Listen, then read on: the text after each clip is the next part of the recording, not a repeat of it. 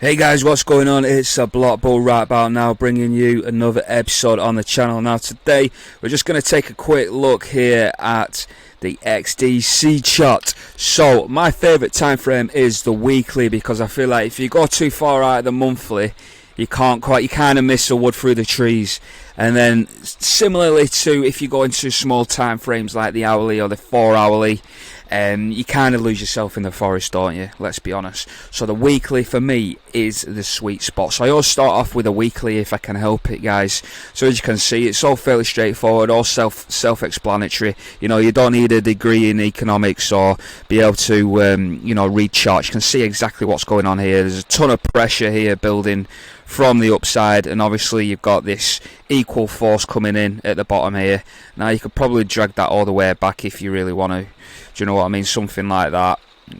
Nice symmetrical triangle going on.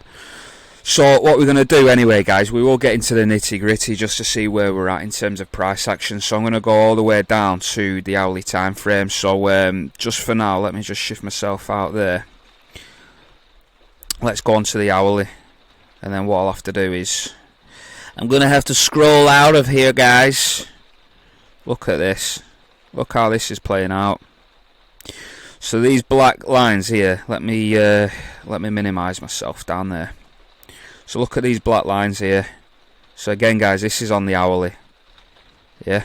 So we're coming up from like the top of that wedge, which you've just seen on the weekly, and from here we've like capitulated. So obviously at the beginning of this top of this downtrend here, get that bounce, retest, and you can see how it's interacting with this black line here. So you get that capitulation there, retest, then obviously you're marking the bottom there at that support.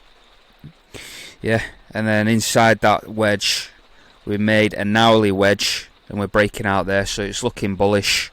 On the short term time scale we are looking really bullish. So what I expect us to do is, let me go back out to the weekly. You can see it breaking out there, so we're on the right side of Let's go back out to the weekly. Let's close. That's it. Stretch that out so you can see there. This is where we're at now. So tip of this wedge here, let's just get that on point. Somewhere around there. That's about right. Anyway, again, you could go down. You could go further out into the monthly. But again, just remember, guys, on the 20th there, where that cursor is, we have got the XRP. That's when the XRP news is kind of all wrapped up, and then 2 weeks after that. So we're looking around there, around the 3rd of June. So XDC looks to be tied and synced with XRP and the rest of the utility tokens. So that's how the market's been running this time around. And if anything, for next time, I will remember this, because although I was involved in the 2021 bull market, I kind of had I had loads of different tokens, but I've kind of condensed them all down really this time around into like the utility tokens, especially with the ISO tokens.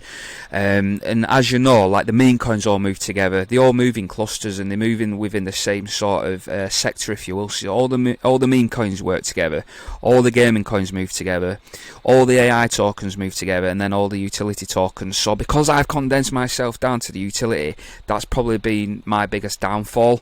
Next time, obviously, I'll probably get 1 or 2 tokens from AI, 1 or 2 tokens from gaming, etc, etc. So that's what I'm going to do. That's probably my lesson learnt this time around.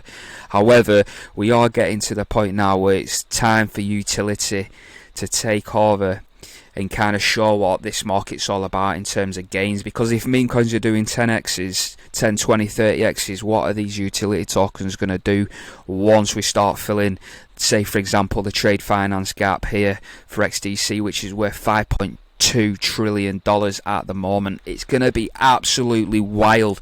And what we'll do later on, guys, as the more data, what I'm waiting for in particular is the first impulse here up to the upside, and then I'll start marrying those fractals up. So I cannot wait for those videos. Cannot wait to bring those videos for you guys, because you know some of the gains that can be had there are going to be absolutely biblical.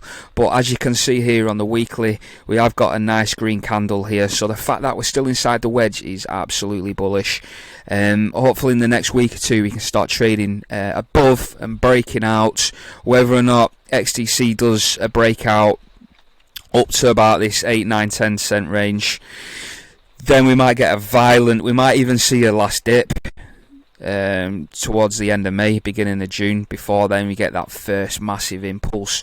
So something like this, I don't know if I can draw it with my trend lines, but something like this, you know, I want to get a big sort of impulse here. So this won't be considered as impulse 1, because this is just this is ranging, if you will, because it's still in line with these weekly closes. So something like this, and then that's when you get your parabolic move there, end of June, beginning of May.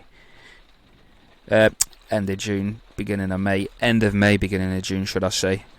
So that'll be your impulse 1. Where that impulse 1 goes, who knows, we'll have to wait and see.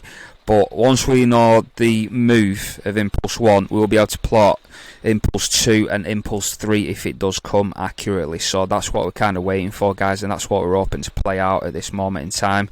So yeah, it's all looking dandy, it's all looking fine and dandy, guys, on the XDC network. So if you enjoyed the video, make sure you subscribe, make sure you hit the like button, and I shall see you in the next one, guys.